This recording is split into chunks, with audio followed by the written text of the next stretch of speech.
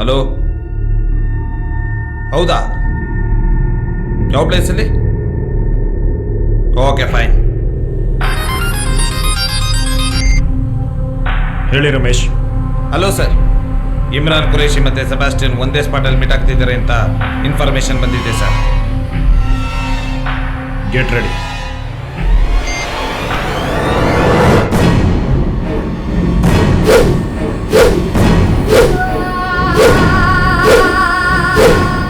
ಖುರೇಶಿ, ಏನ್ ಅನ್ಕೊಂಡಿದ್ಯಾ ನನ್ನನ್ನ? ಹತೋಡ ಹಿಡ್ಕೊಂಡು ನಿಂತ್ಕೊಂಡೆ ಅಂದ್ರೆ ನಾಡಿಯೋದ್ ಕಾರ್ಗಿಲ್ಲೇ. ಸುಮ್ನೆ ಆ ಚಂದುಲಾಲ್ ಡೀಲ್ನ ನನಗ್ ಬಿಟ್ಬಿಡು. ನಿನಗಿಂತ ಮೊದ್ಲೇ ಕಮಿಟ್ ಆಗಿದ್ದೀನಿ. ಇಲ್ಲ ಅಂದ್ರೆ ಎಡೆ ಇಡೋಕೆ ಅಂತ ಒಬ್ಬರನ್ನು ಉಳ್ಸಲ್ಲ. ನಿನ್ ಖಾನ್ದಾನ್ನೇ ಹೋಲ್ಸೇಲ್ ಆಗಿ ಎತ್ತು ಬಿಡ್ತೀನಿ. ಎತ್ ಬಿಡೋಕೆ ನಾವು ಓಪನ್ ಮಾಡಿ ಟೇಬಲ್ ಮೇಲೆ ಇಟ್ಟಿರೋ ಬಿಯರ್ ಬಾಟ್ಲ್ ಅನ್ಕೊಂಡೇನಮ್ಮ. ಮೊದ್ಲು ಮನೆಗೆ ಹೋಗಿ ಎತ್ತಬೇಕಾಗಿರೋದನ್ನ ಎತ್ತು, ಆಮೇಲೆ ನಮ್ಮನ್ನ ಎತ್ತು ಅಂತೆ. ಹಾಗಾದ್ರೆ ಡೀಲ್ ಬಿಡಲ್ವಾ? ಮಾರ್ಕೆಟ್ ಇಲ್ದೇ ಇರೋ ನಿನ್ನ ವಾಯ್ಸ್ಗೆ ಎದುರಿ ಡೀಲ್ ನ ವಾಪಸ್ ತಗೊಳಕ್ಕೆ ನಾವೇನ್ ಪಳೆ ತೊಟ್ಕೊಂಡಿಲ್ಲ. ನಮ್ಮಣ್ಣ ವಾಲ್ಫಿನ್ಗೆ ಆಂಟಿಸಿಪೇಟರಿ ಬೇಲ್ ಆಗಿದೆ. ಡೀಲ್ ಮ್ಯಾಟ್ರ್ ಲೀಕ್ ಆಗಿ ಔಟ್ ಸೈಡ್ ಡಿಸ್ಕಸ್ ಆದ್ರೆ ನಮ್ ಎಂಟ್ರಿಗೆ ನಿನ್ ಎಂಟಿ ತಲೆಗೆ ಹೂ ಮಾಡಂಗಿಲ್ಲ, ಕೈಗೆ ಬಳೆ ತೊಡಂಗಿಲ್ಲ. ವಿಕೆಟ್ಗಳು ಉದ್ರೋಗ್ತವೆ.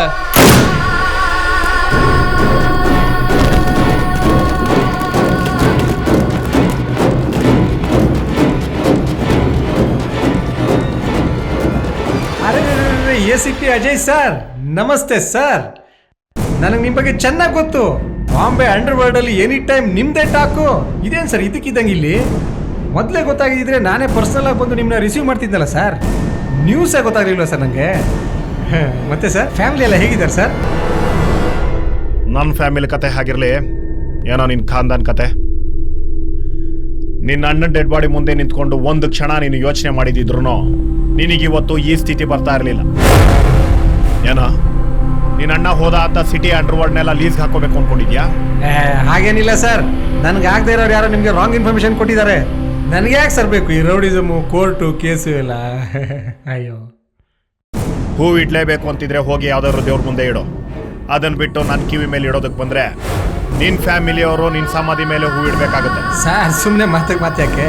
ನನ್ನ ಬಗ್ಗೆ ನಿಮ್ಗೆ ಗೊತ್ತು, ನಿಮ್ಮ ಬಗ್ಗೆ ನನಗೆ ಗೊತ್ತು. ಇಬ್ರು ಸೇರಿ ಕೂಲ್ ಆಗಿ ಎಲ್ಲಾದ್ರೂ ಕೂತ್ಕೊಂಡು ಮ್ಯೂಚುವಲ್ ಅಂಡರ್ಸ್ಟ್ಯಾಂಡಿಂಗ್ ಮಾಡ್ಕೊಳ್ಳೋಣ ಸರ್. ಅವಕಾಶ ಕೊಡೋಣ ಅಂದ್ರೆ ಡಾಟ್ ಇಡಕ್ಕೂ ಜಾಗ ಇಲ್ದಿರೋ ವೈಟ್ ಶೀಟ್ ತರ ನೀನ್ ಮಾಡಿರೋ ರಾಸಲೀಲೆಗಳು ಫ್ಲಾಶ್ ನ್ಯೂಸ್ ತರ ನನ್ನ ಕಣ್ಣಿಗೆ ರಾಜ್ತಾ ಇವೆ. ಜನಸೇವೆ ದೇಶ ಸೇವೆ ಅನ್ಕೊಂಡು ಗುಬ್ಬಚ್ಚಿ ತರ ನಂದೇ ಆದ ಗೂಡಲ್ಲಿ ಇದ್ಬಿಡ್ತೀನಿ. ಬಿಟ್ಬಿಡಿ ಸರ್. ದೇಶ ಸೇವೆ ಹಾಗಂದ್ರೇನು ಅಂತ ಗೊತ್ತೇನೋ ನಿನಗೆ? ರಾಮರಾಜ್ಯದ ಕನಸು ಕಂಡು ಉಪ್ಪಿನ ಸತ್ಯಾಗ್ರಹ ಮಾಡಿದ್ರಲ್ಲ ಮಹಾತ್ಮ, ಅವ್ರು ಪ್ರಾಣ ಬಿಟ್ಟಿದ್ದು ದೇಶ ಸೇವೆಗೆ. ಪರಕೀಯರಿಗೆ ಗುಲಾಮನಾಗಿರಬಾರ್ದು ಅಂತ ಹೇಳಿ ನೇಣು ಹಗ್ಗಕ್ಕೆ ಕುತ್ತಿಗೆ ಕೊಟ್ರಲ್ಲ ಭಗತ್ ಸಿಂಗ್, ಅವ್ರು ಮಾಡಿದ್ದು ದೇಶ ಸೇವೆ. ಅಂತ ಮಹಾತ್ಮರ ಬಿಸಿ ರಕ್ತ ನೋಡಿರೋ ಈ ಮಣ್ಣಲ್ಲಿ ನಿನ್ನಂತ ಕಚಡಗಳು ಯಾಕೆ ಹುಟ್ಟಿದ್ದೀರಾ ಅಂತ ನಾನೇನಾದ್ರೂ ತಲೆ ಕೆಡಿಸ್ಕೊಂಡ್ರೆ ದಿನ ಬಾರಲ್ಲಿ ಒಂದು ಎಕ್ಸ್ಟ್ರಾ ಬಾಟ್ಲಿಗೆ ಬಿಲ್ ಕಟ್ಟಬೇಕಾಗುತ್ತೆ. ನಿನ್ನಿಂದ ರೇಪ್ ಆಗಿ ಪ್ರಾಣ ಬಿಟ್ಟ ಎಷ್ಟೋ ಹೆಣ್ಮಕ್ಳು ಸಾಯವಾಗ ನೋವಿಂದ ನರಳಾಡಿ ಕೂಗಿದ್ದು ಕೂಗು ಈಗ ನಾನು ಒತ್ತೋ ಟ್ರಿಗರ್ ಸೌಂಡಿಂದ ಆದ್ರೂ ಮುಚ್ಚೋಗ್ಲಿ. ಪರಸ್ತ್ರೀಯನ್ನ ತಾಯಿ ಅಂತ ಪೂಜಿಸೋ ಸಂಸ್ಕೃತಿ ನಮ್ದು. ಎಷ್ಟೋ ನಿನ್ ಮೇಲಿರೋ ರೇಪ್ ಕೇಸ್ಗಳು? ಸರ್, ನಾನೇ ಪ್ರೊಡ್ಯೂಸರ್, ಹೀರೋ, ಡೈರೆಕ್ಟರ್ ಆಗಿ ಒಂದು ಸಿನಿಮಾ ಮಾಡಬೇಕು ಅಂತ ಲೈಫಲ್ಲಿ ದೊಡ್ಡ ಆಸೆ ಇಟ್ಕೊಂಡಿದ್ದೀನಿ ಸರ್. ನೀನು ಹೀರೋ, ಹೀರೋಯಿನ್ ಯಾರೋ? ಸೆಕ್ಸಿ ಕ್ವೀನ್ ಸನ್ನಿ ಲಿಯೋನ್ ಸರ್. ಮೇಕಪ್ ಹಾಕೊಂಡು ಸ್ಕ್ರೀನ್ ಮೇಲೆ ಬಂದ ಕ್ಷಣಕ್ಕೆ ನೀನು ನಟ ಸಾರ್ವಭೌಮ ಡಾಕ್ಟರ್ ರಾಜ್ಕುಮಾರ್ ಆಗೋದಿಲ್ಲ. ನಿನ್ನಂತ 420 ನನ್ನ ಮಕ್ಕಳು ಇಂಡಸ್ಟ್ರಿಗೆ ಬಂದ್ಬಿಟ್ರೆ ವಿಷ್ಣುವರ್ಧನ್, ಶಂಕರ್ನಾಗ್, ಪುಟ್ಟಣ್ಣ ಕಣ್ಗಾಲ್, ಬಾಲನಂತವರೆಲ್ಲ ಕಟ್ಟಿ ಬೆಳೆಸಿರೋ ಕಲಾಮಂದಿರ ತುಂಬಾ ನಗ್ನ ಚಿತ್ರಗಳ ಪೋಸ್ಟರ್ನ ಅಂಟಿಸಿ ಇರೋ ಇಮೇಜ್ಗೆ ಗಲೀಜು ಬಳದು ಬಿಡ್ತೀರಾ. ಇಲ್ಲ ಸರ್, ಅಣ್ಣ ತಂಗಿ ಫಾರ್ಮುಲಾ ಇಟ್ಕೊಂಡು ಒಂದು ಸೆಂಟಿಮೆಂಟ್ ಸಿನಿಮಾ ಮಾಡಬೇಕು ಅನ್ಕೊಂಡಿದ್ದೀನಿ ಸರ್. ಅಣ್ಣನ ಪಾತ್ರಕ್ಕೆ ಅಂತ ಇಂಡಸ್ಟ್ರಿನಲ್ಲಿ ಶಿವಣ್ಣ ಇದ್ದಾರೆ, ನೀನೊಬ್ಬ ಎಕ್ಸ್ಟ್ರಾ ಯಾಕೆ? ದುನಿಯಾದಲ್ಲಿ ಬೆಳೆಯೋದಕ್ಕೆ ಟ್ಯಾಲೆಂಟ್ ಬೇಕು, ಬಟ್ ಆ ಟ್ಯಾಲೆಂಟ್ ಇಂದ ದುನಿಯಾಗೆ ಯಾವುದೇ ರೀತಿ ಪ್ರಾಬ್ಲಮ್ ಆಗಬಾರ್ದು. ನಿನ್ನಿಂದ ಈ ದೇಶಕ್ಕಿರೋ ಲಾಭ ಅಂದರೆ ದಿನ ನೀನು ಸೇದೋ 3 ಪ್ಯಾಕ್ ಸಿಗರೇಟು, ಕುಡಿಯೋ 1 ಫುಲ್ ಬಾಟ್ಲು ಎಣ್ಣೆ, ಅದರಿಂದ ಗೌರ್ಮೆಂಟಿಗೆ ಸಿಗೋ ಟ್ಯಾಕ್ಸ್. ಅಷ್ಟರಿಂದ ಈ ದೇಶನ ಸಿಂಗಾಪುರ ಮಾಡೋಕ್ಕಾಗಲ್ಲ ಮಿಸ್ಟರ್.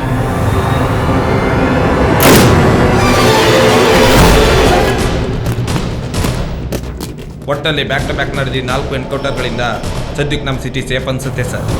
ಲೋಕ್ ಆಫೀಸರ್ಸ್, ಎಲ್ಲಿವರೆಗೂ ಪೊಲೀಸ್ನವರು ಅಂದರೆ ಕ್ರಿಮಿನಲ್ಸ್ಗೆ ಭಯ ಇರಲ್ವೋ ಅಲ್ಲಿವರೆಗೂ ಸಿಟಿ ಸೇಫ್ಟಿ ಬಗ್ಗೆ ನಾವು ಗ್ಯಾರಂಟಿ ಕೊಡೋಕ್ಕಾಗಲ್ಲ.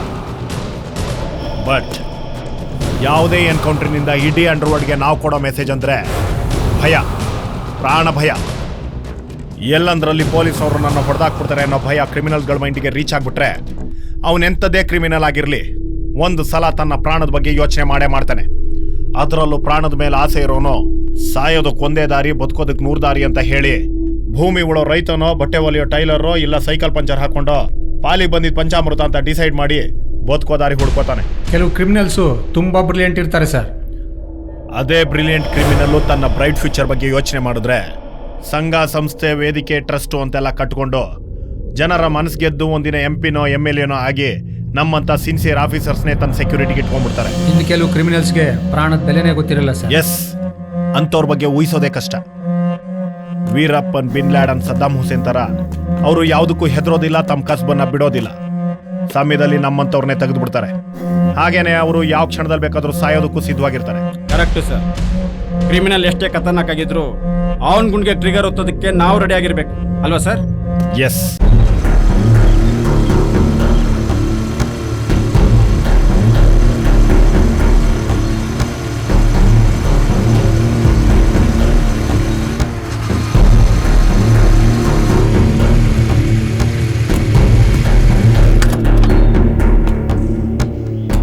ಸೂರ್ಯ, last year Sanjay murder case witness ಇಲ್ಲದೆ ಕೇಸ್ ಕ್ಲೋಸ್ ಆಗೋಯ್ತು. ಇನ್ಮೇಲೆ ನಾವು ಫುಲ್ ಸೇಫ್.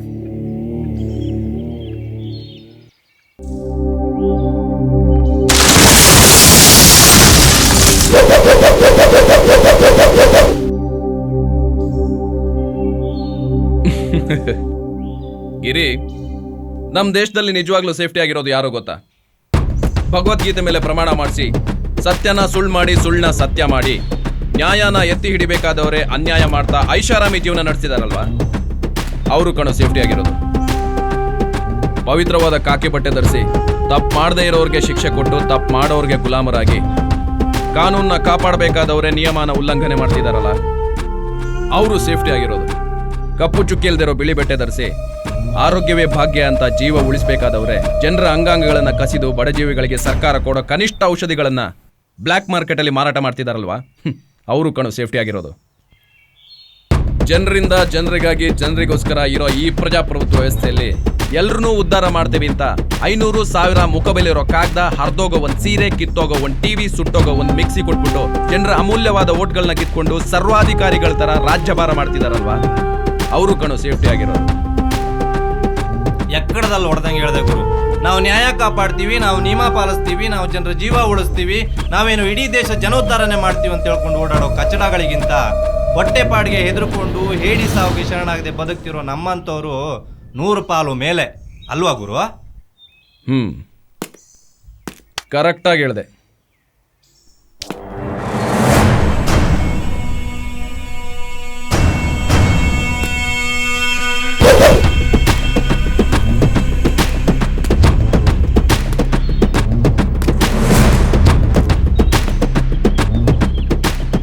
ಹೇಳಿ.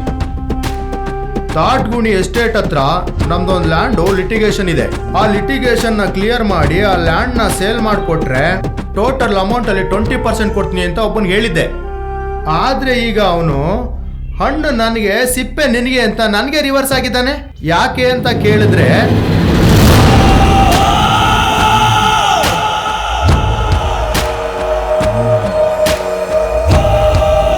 ಸ್ವತಂತ್ರ ದಿನಾಚರಣೆ ದಿನ ಮಿಠಾಯಿ ಕೊಡ್ಲಿಲ್ಲ ಅಂತ ನಮ್ಮ ಮೇಟ್ರನ್ನೇ ಕೊಲೆ ಮಾಡಿದೆ.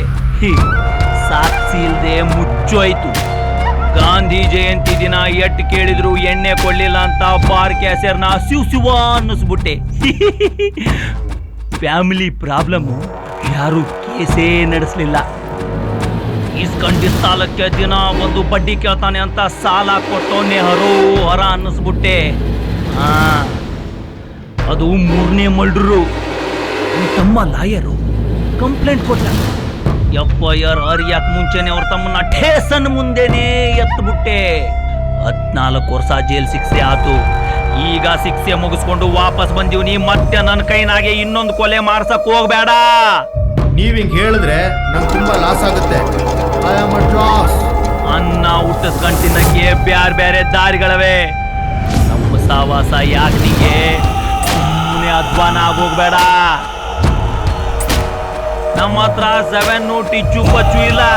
ನಮ್ಮ ಮೈಕ್ಳು 2 ಪ್ಲೇಟ್ ಬೋಟಿ 2 ಬೀರ್ಗೆನೆ 11 ದಿನಕ್ಕೂ ವಡೆ ಬೇಸಂಗ್ ಮಾಡ್ಬಿಡ್ತಾರೆ. ನೀವು ಹಿಂಗೆಲ್ಲ ಎದುರಿಸಿದ್ರೆ I am going to report to police. ಹೆಚ್ಚಿಗೆ ಮಾತಾಡಕ್ ಪುರ್ಸತ್ತಿಲ್ಲ. ನಿನ್ ಸತ್ರೆ ನಿಮ್ಮಪ್ಪ ಒಪ್ತಾಮು ನುಡ್ಸಿ ಉಳಿದಿರೋ ಆಸ್ತಿಗೆಲ್ಲ ವಾರಸ್ದಾರನ ಮಾಡ್ತಾನೆ ಅನ್ನೋ ಧೈರ್ಯ ಇದ್ರೆ ಠೇಸನ್ಗು, ಇಲ್ಲ ಅಂದ್ರೆ ಏನೇ ಇದ್ರು ಬಿರ್ನೆ ಹೋದ್ರು. ನೀವು ಹೇಳ್ದಷ್ಟೆಲ್ಲ ಕೊಡಕ್ಕಾಗಲ್ಲ. 30% ನಿಮ್ಗೆ, 70% ನನಗೆ.